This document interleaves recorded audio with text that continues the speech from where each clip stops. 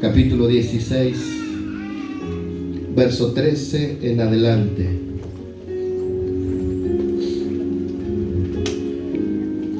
San Mateo, capítulo 16, versículo 13 al 18.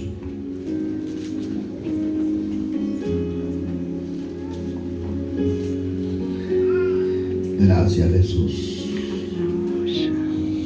¿Tenemos la palabra? Dice la Escritura: viniendo Jesús a la región de Cesarea de Filipo, preguntó a sus discípulos: ¿quién dicen los hombres que soy? Ellos le dijeron: unos Juan el Bautista, otros dicen que eres Elías, otros Jeremías, y algunos también dicen que eres un profeta. Entonces él les dijo: ¿y ustedes? ¿Quién dicen que soy yo? Respondió Simón Pedro: tú eres el Cristo, el Hijo del Dios viviente. Entonces le respondió Jesús: bienaventurado eres, Simón, hijo de Jonás, porque no te lo reveló carne ni sangre, sino mi Padre que está en los cielos. Y yo también te digo que tú eres Pedro, y sobre esta roca edificaré mi iglesia, y las puertas del Hades no prevalecerán contra ella. Diga conmigo: las puertas del infierno nunca prevalecerán contra la iglesia del Señor. Dígalo una vez más: las puertas del infierno nunca prevalecerán contra mi vida. Decláralo con fe, créelo, créelo. No hay un poder que supere el poder de tu Dios. No hay alguien tan grande, tan extraordinario y tan poderoso como el Dios que te llamó, y el Dios que te ama, y el Dios que está aquí en este lugar y está contigo. Levanta tu mano y di conmigo: Padre, gracias en el nombre de Jesús por esta palabra. Quiero escuchar tu voz. Háblame. Amén y amén. Aplaude al Rey de Reyes. ¡Vamos!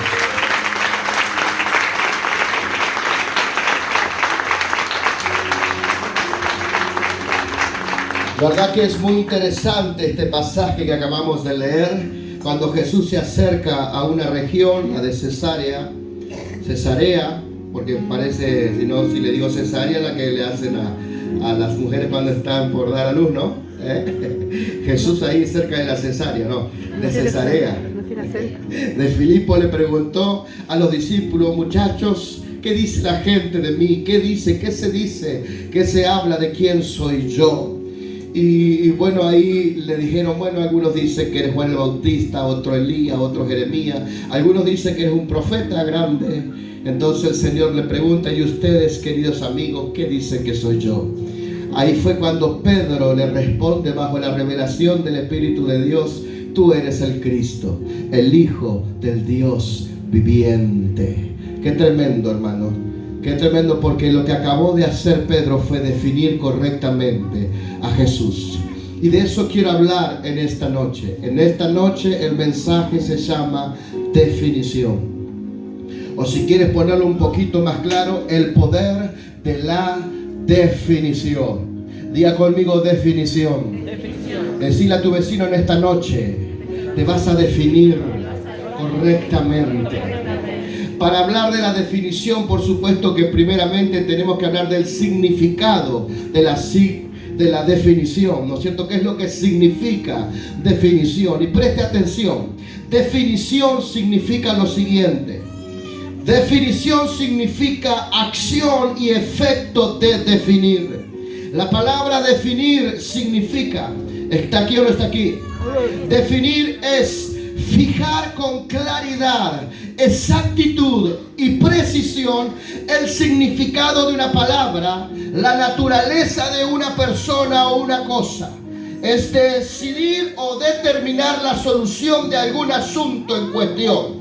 Diga conmigo definición. Definición. ¿Qué es lo que quiere decir este significado, esto que te acabo de leer? Cuando tú estás definiendo algo correctamente, lo que tú estás haciendo, estás teniendo una visión clara, exacta y precisa de algo. ¿Me está escuchando o no? Cuando usted está definiendo algo correctamente, lo que usted está haciendo o va a comenzar a hacer es tener una visión clara, precisa y exacta de esa cosa o de esa persona. Cuando usted se defina correctamente como Dios quiere que usted se defina, o mejor dicho, como Dios lo ha definido, usted va a empezar a tener una visión clara, precisa y exacta de lo que Dios dice que usted es. Cuando usted comienza a tener la visión, mejor dicho, la definición correcta de Dios, es porque usted ha comenzado a ver de una manera clara, precisa y exacta a Dios. Gloria a Dios. Y quiero que aprendas esto y grábatelo en tu corazón, en tu mente, escríbelo por ahí.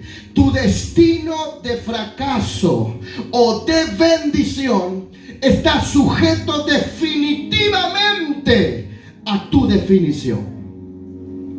Te lo vuelvo a decir, tu destino de fracaso o tu destino de bendición está ligado a tu definición.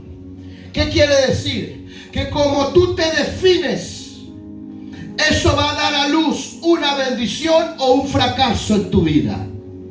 Tristemente mucha gente no ha llegado a definirse correctamente y por ende en su vida fracasa una y otra vez.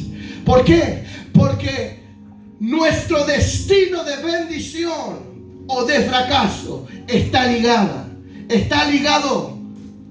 directamente de cómo y de qué manera tú y yo nos definimos. Diga el que está a tu lado, cuando tú te definas correctamente, en tu vida no habrá fracaso. Tu vida será la vida que dice la Biblia que tú y yo tenemos que tener. De gloria en gloria, de victoria en victoria, de poder en poder, de bendición en bendición, de conquista en conquista, de triunfo en triunfo. ¡Aleluya!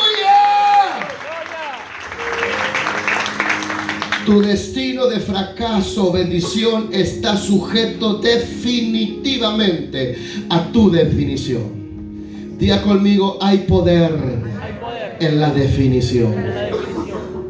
Como tú te definas, es como tú vas a terminar. Como tú te aprendas a definir, es como tú vas a terminar. Puedes terminar en victoria o puedes terminar en fracaso. Y en el texto que acabamos de compartir, la verdad que a mí me gusta mucho el pasaje, encontramos tres definiciones que vamos a hacerla correctamente.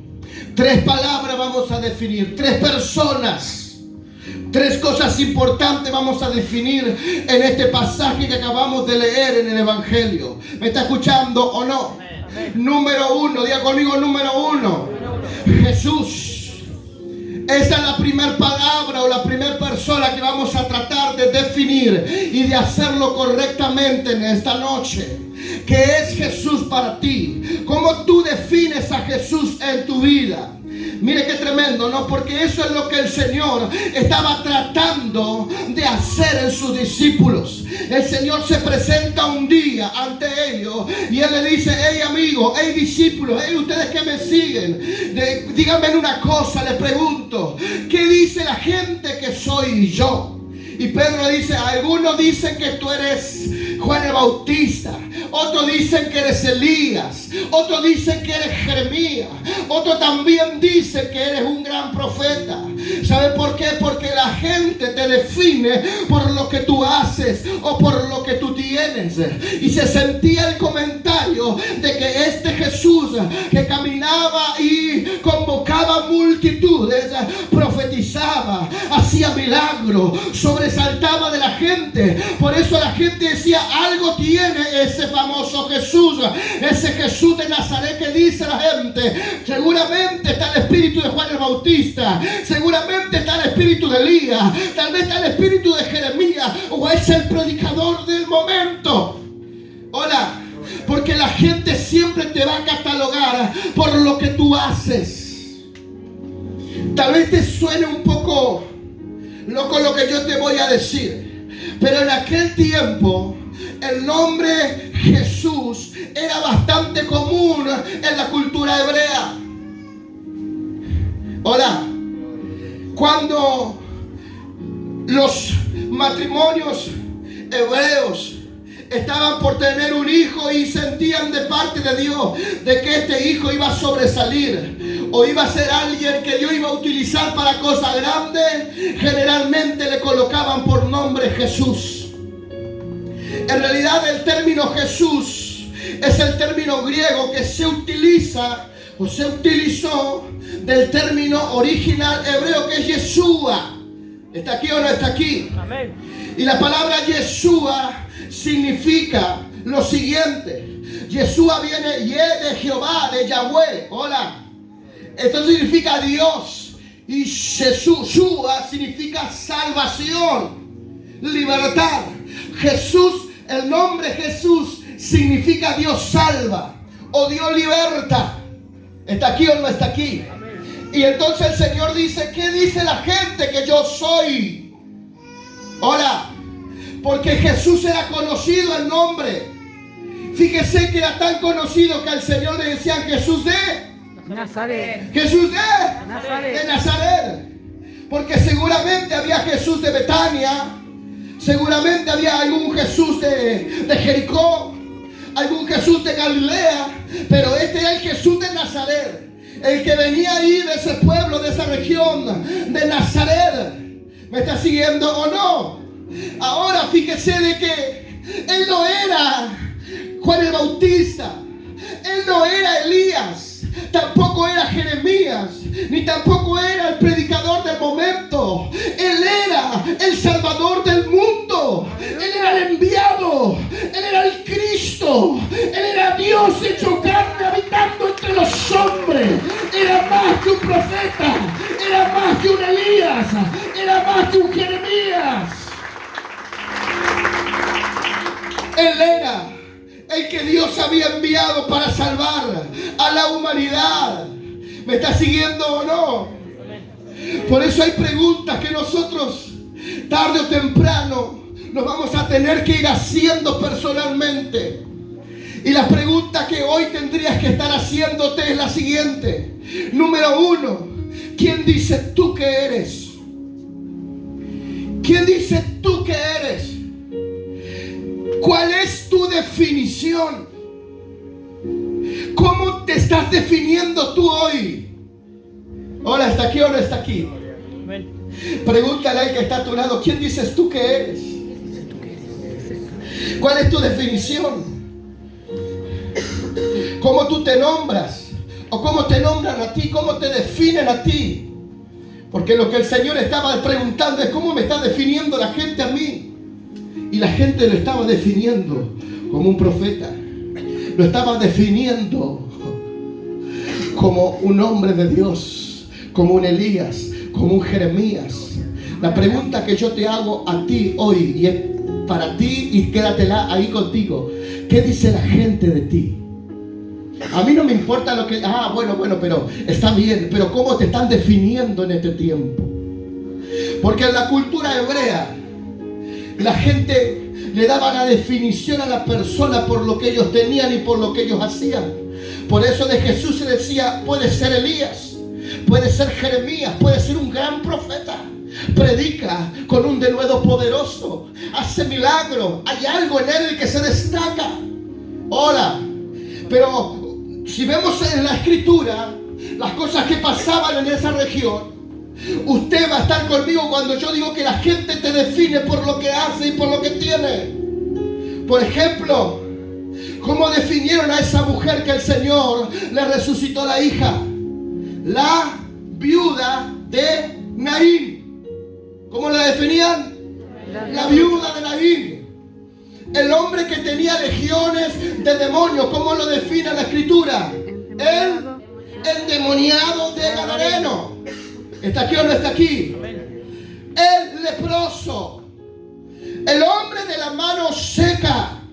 La mujer samaritana. El paralítico del estanque de Betesda. El cojo. Todos tenían una definición del pueblo y de la gente, pero cada uno de ellos también tenía un nombre. Se desconoce el nombre porque la gente los definía por lo que ellos tenían y por lo que ellos hacían y por cómo ellos estaban. Hola, los estaban definiendo por su condición. Lo glorioso de esto, querido amigo, es que cada uno de ellos recibió un milagro. El cojo dejó de ser cojo. El paralítico dejó de ser paralítico. El endemoniado dejó de ser endemoniado. ¡Ay, ay, ay, ay, ay, ay, ay, ay, hermano! El leproso dejó de ser leproso. Porque cuando llega Cristo a tu vida, cambia tu historia. Y por ende, comienzas a definirte diferente. Y cuando digo diferente, es porque uno tiene que empezar a definirse correctamente. Porque hoy en la actualidad parece que esa cultura se repita en nosotros. Un suceso que ha pasado en ti, allá está la divorciada. Allá está el drogadicto. Allá está el que robaba. Hola. Algo más sano, qué sé yo. ¿Quién es aquel hombre? Aquel es el panadero. Aquel es el carpintero. Aquel es el camionero. Te definen por lo que tú haces. Qué tremendo, ¿no? Y qué problema es porque nosotros tenemos que quebrar esas cosas, porque la gente muchas veces te va a querer definir por lo que tú haces, por lo que tú tienes. O quizás por lo que tú hiciste o por lo que tú tuviste. Pero tú no debes permitir que la gente te pueda definir. Para eso, aleluya, tienes que revertir toda esa situación y permitir que ocurra lo que le ocurrió a este Simón, que ya vamos a hablar de él, de que Dios lo definió. A ti no te define el pasado, a ti no te define lo que tú tienes, a ti no te define la gente, a ti quien tiene que definirte es Cristo. A ti quien tiene que darte la definición correcta es Dios en tu vida. ¡Aleluya! Dile al que está a tu lado, a ti no te define el pasado. A vos no tiene que definirte lo que te pasó en la vida. A ti quien tiene que definirte es Cristo. Es Dios, es lo que Dios hace en tu vida.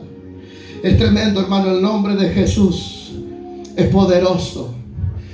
Jesús, ¿qué es lo que significa? Dios salva, Dios liberta. Él es el Salvador del mundo. Él es el Redentor de la humanidad. Él es el Rey de Reyes. Él es el Príncipe de paz. Él es el Alfa y el Omega, el principio y el final. Él es tu amigo fiel. Hola. Bendito, y su nombre es poderoso. Yo dije, su nombre es poderoso. Pero el nombre de Jesús cobra poder cuando usted lo ejecuta en la definición correcta. Te lo vuelvo a decir. El nombre de Jesús cobra poder. El nombre de Jesús se hace poderoso cuando usted lo ejecuta en su definición correcta. Porque hay gente que quiere sanar en el nombre de Jesús y no sana un mosquito. Hay inclusive brujos, hechiceros que utilizan el nombre de Jesús, pero no le puede funcionar a ellos el nombre de Jesús, porque no lo usan con la definición correcta. Para nosotros el nombre de Jesús es bastante conocido porque sabemos que en ese nombre se sanan los enfermos, que en ese nombre se echan fuera los demonios, que en ese nombre toda rodilla se va a doblar, que ese nombre toda lengua va a confesar. Pero no es el hecho de que usted pueda pronunciar así porque sí el nombre de Jesús. El nombre de Jesús en tu boca cobra poder. El nombre de Jesús en tu boca se hace poderoso cuando tú tienes la definición correcta en tu vida de quién es el Señor, de que Él es poderoso, de que Él es grande, de que para Él no hay nada imposible, de que en su nombre haremos proezas. Dale más fuerte ese aplauso. Entonces la pregunta acá es: ¿quién es Jesús para vos? ¿Qué es Jesús para ti?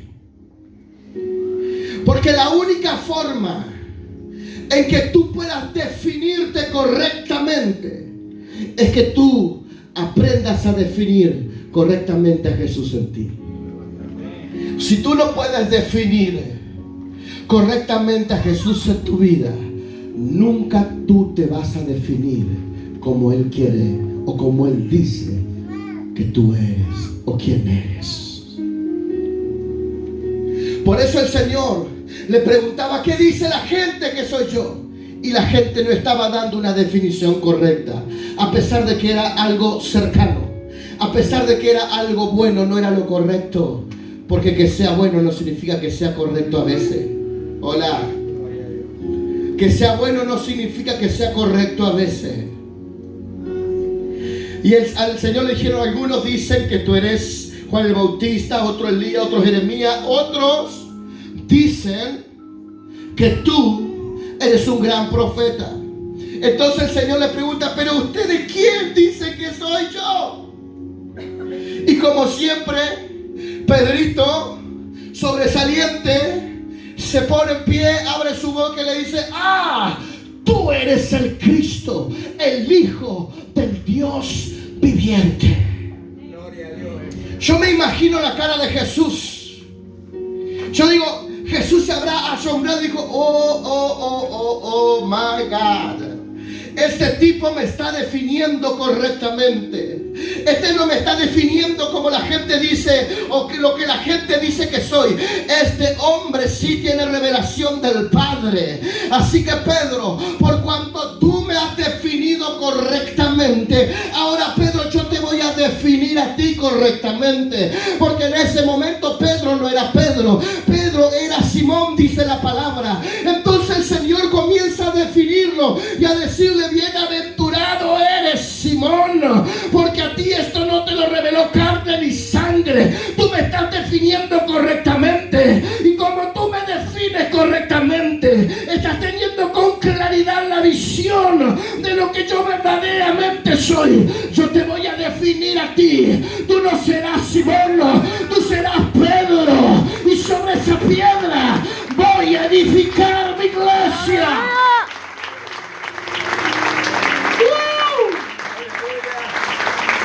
Porque Pedro definió bien al Señor, el Señor lo define. Qué tremendo. Entonces, cuanto tú más definido tengas a Dios en tu vida, más definición tendrás de lo de Dios en ti, de lo que Él dice que tú eres. Porque mientras tú no tengas una visión clara, precisa y correcta de Dios en tu vida, difícilmente te vas a definir correctamente.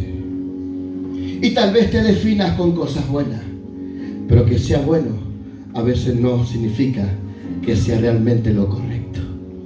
Hola. Así que el Señor dijo: ay, este muchacho me acaba de definir correctamente. Es tiempo de que yo lo defina a él. Y el segundo nombre que voy a definirte es el de Simón. La palabra Simón significa hierba frágil. El nombre Simón es un nombre arameo que significa hierba frágil. Hola. Mire cómo Dios le cambia la historia a este hombre. Y ya se va a ir dando cuenta. Lo que el Señor le estaba diciendo es: bienaventurado eres, Pedro, porque lo que tú estás viendo de mí, conociendo de mí, no te lo reveló carne ni sangre, sino el Padre que está en los cielos. Por lo tanto, yo ahora te defino a ti. Ya no serás más Simón, ahora serás Pedro. Ya no serás más alguien frágil, ahora serás como una roca. Serás fuerte, serás poderoso. Ay, ay, ay, ay, ay. Alguien tiene que entender que cuando Dios se te revela, tú lo empiezas a definir. Y cuando tú lo defines a Él, Él te empieza a definir a ti. Y esa definición que Dios te da a ti es la definición correcta que llega a cambiar la historia de tus días. Es que usted tiene que conocer un poco lo que era Pedro para darse cuenta de que al final Pedro no era lo que aparentaba, sino que él era un hombre frágil, como lo marcaba su nombre: Simón, hierba frágil. Pedro no era un hombre fuerte, él era un hombre frágil. ¿De dónde salió este Pedro? ¿De dónde salió este Simón? Wow, esto es tremendo, hermano. Y sabe, porque Simón vino de una aldea muy pobre, que era la aldea llamada Betsaida. Y de ahí sale este hombre, medio bruto, medio mal hablado. De ahí sale Simón, un hombre que por la experiencia de vida que le había tocado tener, se volvió frágil, se volvió torpe en todo lo que hacía. Pero fue necesario que el Señor le saliera al encuentro, lo llamara y que él tuviera la revelación de quién era el Señor. Porque si Jesús no lo definía en ese momento, probablemente Pedro se iba a perder por lo que le iba a tocar vivir más adelante. ¿Me está siguiendo o no? Yo creo que no está entendiendo. Jesús dijo: si a este no lo defino ahora, a este lo pierdo. Me es necesario definir a este Simón, porque estoy viendo que va a transitar y va a vivir cosas en su vida que si él no está bien definido, se pierde. Así que el Señor lo define y le dice: ya no serás Simón, ahora serás Pedro. Esa palabra lo marcó desde ese momento hasta el final de sus días. Le dije, Pedro era un hombre frágil. Pedro venía de una aldea llamada Betsaida, una de las más pobres de Galilea. Y él era un pescador bruto, maloliente, mal hablado. ¿Usted puede imaginarse un Pedro? Hola. Y un día viene el Señor y está con ellos, y entre ellos Pedro le dice: Pedro, es necesario que yo te lave los pies. ¿Cómo, Señor? ¿Tú me vas a lavar los pies a mí? Bueno, ¿sabés de dónde vengo yo, Señor? ¿What? Yo soy un pescador. Yo estoy todo sucio. Soy mal hablado. Entonces el Señor agarra y le dice: Pedro, si no te lavo los pies, no tendrás parte conmigo en el reino. ¡Ay, Señor! Y empezó a vestirse el tipo. Dice: no son los pies, lavame entero. No, pará. Con los pies suficiente, dijo el Señor. Diga conmigo: fracaso. A Pedro era como que siempre le costaba entender la enseñanza de Jesús. Era duro. Tocale la cabeza al que está a tu lado.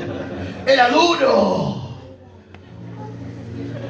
Parece que a Pedro lo seguía el fracaso.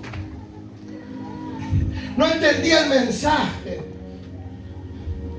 Ustedes se acuerdan cuando estaban los discípulos ahí en la barca y la tempestad se desató, que hablamos hace poco Que el Señor venía caminando sobre las aguas, ¿sí? Y ellos pensaron que era un fantasma. Y cuando dice soy yo, Señor, Pedro dice, hey, Señor, por favor, ¿viste cómo era Pedro?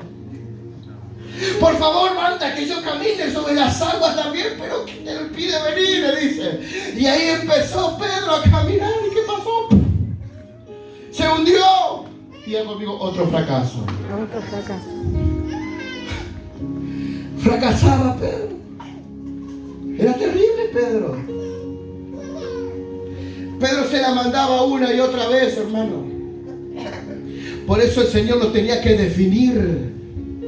Porque si no, él no iba a soportar todo lo que iba a venir sobre su vida. En una oportunidad, Pedro, juntamente con Juan y Jacobo, tuvo el privilegio de presenciar uno de los eventos más extraordinarios que el Señor experimentó en la tierra. El Señor Jesús un día se transfiguró en la nariz, en los ojos de ellos. ¿Sabía eso usted o no? Se lo llama el monte de la transfiguración. ¿De qué estás hablando, pastor? Bueno, en una ocasión el Señor dijo, vengan para aquí, Pedro, Juan y Jacobo. Y de repente subieron a un monte y algo extraordinario empezó a ocurrir. El rostro del Señor resplandecía como el sol. Las vestiduras resplandecieron también. Estaba siendo transfigurado. ¿Me sigue hasta aquí o no? De repente bajaron dos personajes del cielo, Moisés y Elías. Y Pedro estaba así, anonadado. Y lo miraba Juan, y lo miraba Jacobo, y lo miraba el Señor. Y dice, algo tenemos que hacer. ¿Viste cómo era Pedro? Así que agarra a Pedro y dice, Señor, perdóname que te estoy interrumpiendo esta escena, pero no sería bueno que hagamos 3 chozas aquí y se queden a vivir con nosotros ustedes. Mientras Pedro estaba hablando, dice la escritura el siguiente: mientras Pedro hablaba, mientras Pedro estaba diciendo, no sería bueno que nos quedemos a vivir acá, Señor, vamos a hacer 3 enramadas, vamos a hacer tres casitas, 3 chocitas, una para ti, otra para Moisés, otra para Elías, quedémonos acá. Y mientras todo eso estaba aconteciendo y Pedro hablaba pavada, dice que una voz habló desde una nube diciendo acerca del Señor: este es mi Hijo amado, a Él oíd. Fue como que Dios estaba diciendo: no escuchen a ese loco, escuchen a mi hijo. Ese no sabe lo que está diciendo. Escuchen a mi Hijo amado, al Señor. Miren qué tremendo. Diga conmigo, otro fracaso. ¿Viste cómo era Pedro? Cuando Jesús termina de orar en el huerto de Getsemaní, antes de ser apresado, ¿se acuerda cuando él entró en una intensa agonía? Y él lloraba al Señor y decía: Señor, si es posible, pasa de mí esta copa, pero no sea mi voluntad, sino que sea tu voluntad. Después de eso, ¿qué ocurrió? Al Señor lo apresaron. Hola, ¿hasta qué hora está aquí? ¿Qué pasó? Al Señor lo apresaron. ¿Y qué hizo Pedro? Vení para acá, el Señor no me lo toca. ¡Fa! Le cortó la oreja al soldado. ¿Y qué hizo el Señor? Agarra la oreja. No, así no, Pedro. Por eso Pedro era un hombre frágil. Cuando se hundió en el mar, cuando le lavaron los pies, cuando habló tontería en el monte de la transfiguración, cuando le cortó la oreja al soldado romano, simplemente estaba expresando su personalidad frágil. Tenía un carácter frágil. Y eso hemos aprendido en este tiempo. De que tener un carácter podrido no es fuerte, es débil, es frágil. Porque una persona con un carácter fuerte es aquella persona que ha aprendido a dominar y a sujetar sus impulsos en su carácter. No porque aquel tiene un carácter bravísimo. No, es débil. ¿No ve que lo gobierna el carácter? No puede bajarse de su carácter. Explota con su carácter. Es débil ese carácter. Hola. Así que como el Señor no conocía a Simón, dijo Dios, yo tengo que definir a Simón, porque Simón se va a perder. Es tan débil, es tan loco, es tan arrebatado, va a fracasar una y otra vez, que si yo no lo defino, el fracaso va a marcar su vida. Por eso a vos no te tiene que definir el fracaso, a vos no te tiene que definir el pasado, a vos no te tiene que definir lo que viviste ayer, a vos lo que tiene que definirte es lo que Dios está diciendo de ti, es lo que el cielo está hablando de ti. Ah, si va a aplaudir, hágalo más fuerte, por favor. ¡Aleluya! Diga conmigo, Pedro era terrible. Hay un poder tremendo en la definición.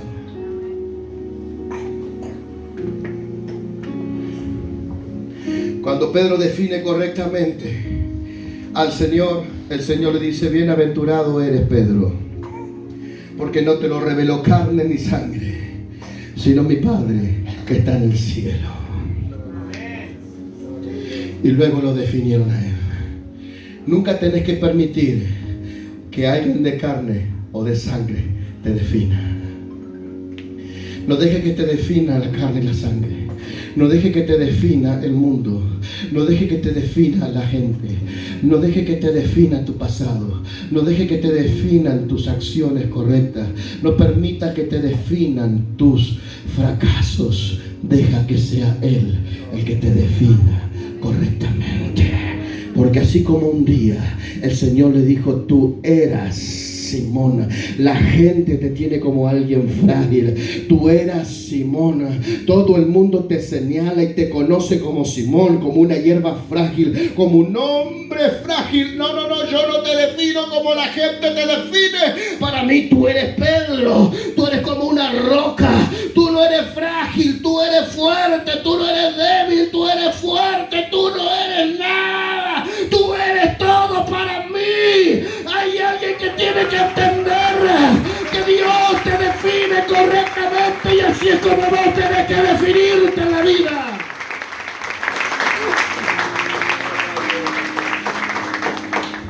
Yo no puedo permitir que mi pasado me defina. Yo no puedo permitir que mis fracasos me definan. Porque si yo dejo que mi pasado me defina, estoy perdido. Si yo permito que mis fracasos me definan, estoy perdido. Hola, porque yo también tengo un pasado como tú. Porque yo también he fracasado como vos. Pero hay algo que he entendido en este tiempo, y es a definirme correctamente, a poderme ver con claridad, exactitud y correctamente como Dios me ve y como Dios dice que soy yo. Yo no puedo definirme como el que era antes. Yo no puedo verme como el que fracasaba antes. Yo me veo como un hijo de Dios. Yo me veo como un hombre de Dios. Yo me veo como un profeta del Altísimo. Yo me veo como un ungido de Jehová. Yo me veo como amigo del Rey de Reyes y del Señor de Señores. Yo me veo como alguien de Dios. ¿Cómo te ves tú? ¿Cómo te estás viendo? ¿Cómo te estás definiendo tú?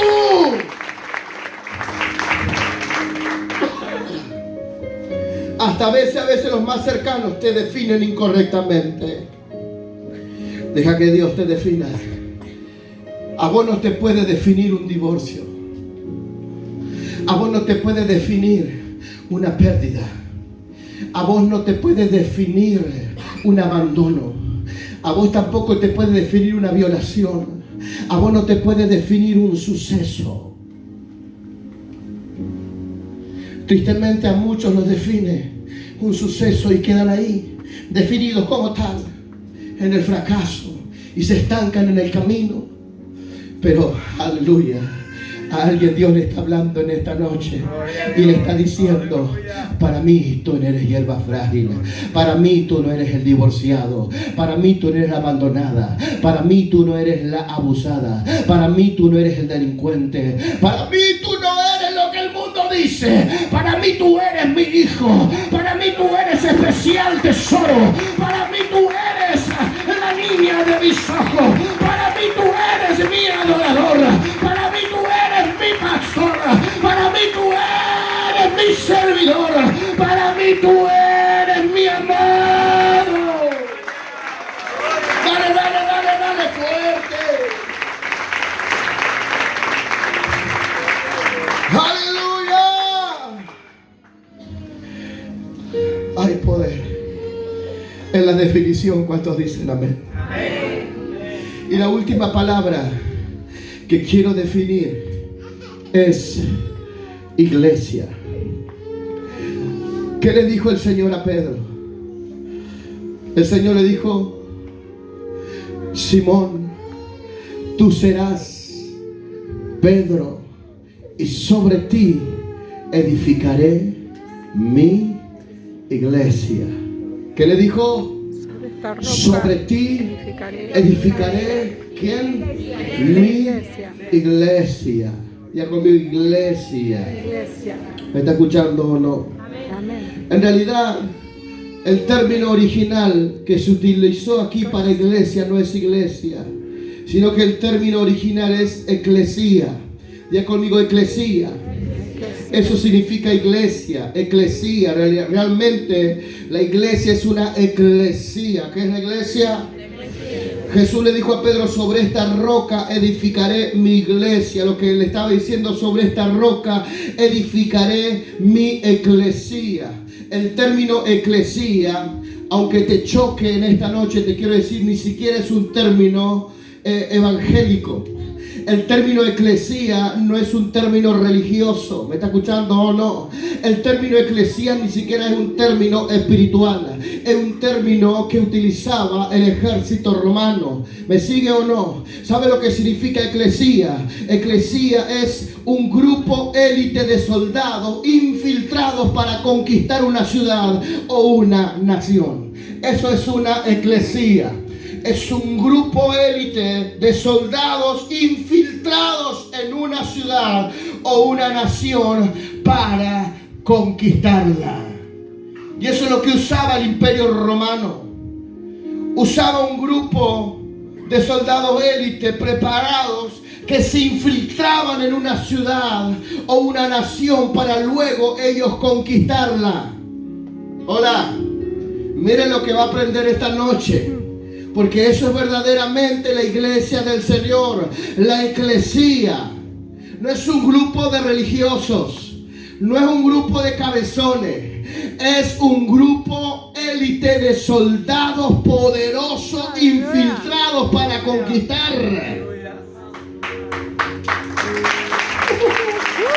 Hay alguien que lo está entendiendo ya. ¿Qué es una eclesía? Es un grupo élite de soldados infiltrados en una ciudad o una nación para conquistarla. ¿Cómo funcionaba esto? De la siguiente manera. Cuando el Imperio Romano quería conquistar una ciudad, dicho sea el paso, las ciudades que ellos querían conquistar siempre eran muy difíciles de conquistarlas. ¿Me va siguiendo o no? Porque casi todas las ciudades estaban amuralladas. ¿Cómo estaban? Tenían muros de protección. Eran muros que los resguardaba de los ataques de los enemigos. Así que, ¿qué hacía el Imperio Romano para conquistar las ciudades? Bombardeaba los muros, encendía y prendía fuego las puertas y los muros de las ciudades para conquistarlas. Pero había ciudades que eran difíciles de conquistar. Había ciudades que le tiraban bombas a los muros y los muros no se tumbaban. Había ciudades que le prendían fuego, pero así todo no podían conquistarla. Así que cuando esa estrategia no le funcionaba, ellos preparaban una eclesía. ¿Me va siguiendo o no? ¿Sí? Aleluya. Ellos preparaban un grupo capacitado, entrenado, que se iban a infiltrar en esa ciudad o ese territorio aparentemente impenetrable para poder conquistarlo y poder quedarse con esa tierra, ciudad o nación. Es tremendo. Entonces esto le llevaba tiempo. ¿Me sigue hasta aquí o no? Le llevaba mucho tiempo porque los soldados se entrenaban, se capacitaban. Muchos se hacían doctores, educadores, matemáticos y se infiltraban en las ciudades y ocupaban los lugares de gobierno. Infiltrados en los lugares de la educación estaban estos grupos de la iglesia y estaban ahí infiltrados. ¿Y qué estaban haciendo ahí? Mientras ellos estaban infiltrados, cada vez trataban de aliar más gente de adentro. Entonces, mientras se preparaban y mientras ocupaban y tomaban lugar infiltradamente, ellos hacían discípulos. Y ya cuando se hacía un grupo bastante grande adentro, ni siquiera tumbaban con bomba los muros. La misma iglesia le abría las puertas y llamaba al Imperio Romano, y el Imperio Romano entraba por las puertas y se quedaba con la ciudad. Se quedaba con el territorio. Eso es una iglesia. Hola. Eso es la iglesia. No lo está entendiendo. Usted no es cualquier cosa. No está acá en el mundo por accidente. Dios te asignó como su iglesia. Tú eres un grupo de élite del soldado del reino de Dios. Que Dios te manda a infiltrarte en el mundo. En un mundo corrompido. En un mundo atestado de maldad. En un mundo atestado de tinieblas. ¿Para qué? Para conquistar el territorio y establecer el reino de Dios en las ciudades. Hermano, acá venimos a ser entrenados como una iglesia. Acá no venimos a tener algo religioso.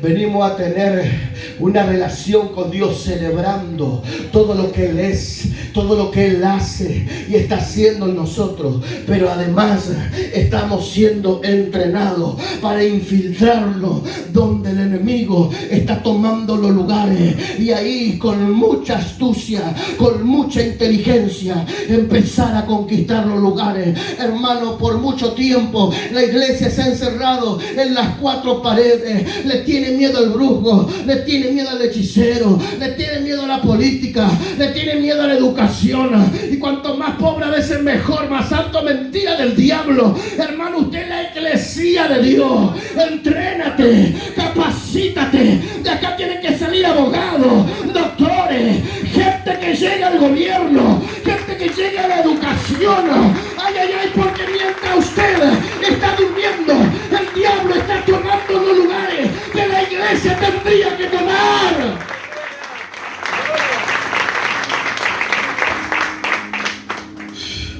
Mientras nosotros perdemos el tiempo con tontería y pavada, el diablo toma los lugares que la iglesia tiene que tomar, que la iglesia tiene que conquistar. Hola. El Señor le dijo a Pedro: sobre ti edificaré mi iglesia. Por eso usted, cuando lo ve a Pedro después, se ha capacitado, se ha entrenado, lleno del Espíritu Santo, conquistando, conquistando, conquistando y conquistando. Aun cuando estuvo metido en la cárcel, él siguió conquistando y conquistando. Querida iglesia, querido amigo, querida amiga, usted no está en esta ciudad y en este territorio por accidente. Dios quiere que usted despierte en este tiempo. Dios te manda a infiltrarte donde el enemigo ha tomado los lugares, pero con la ayuda de Dios, con el respaldo de Dios, con la zapa del Espíritu, tú vas a empezar a conquistar, y no solamente a conquistar, sino a establecerlo de Dios y a desbaratar el gobierno de las tinieblas donde Él está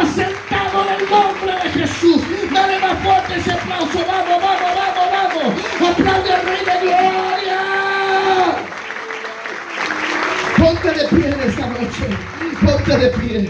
Fuego de Dios no es una religión. Aquí nos reunimos para celebrar la relación con el Dios eterno.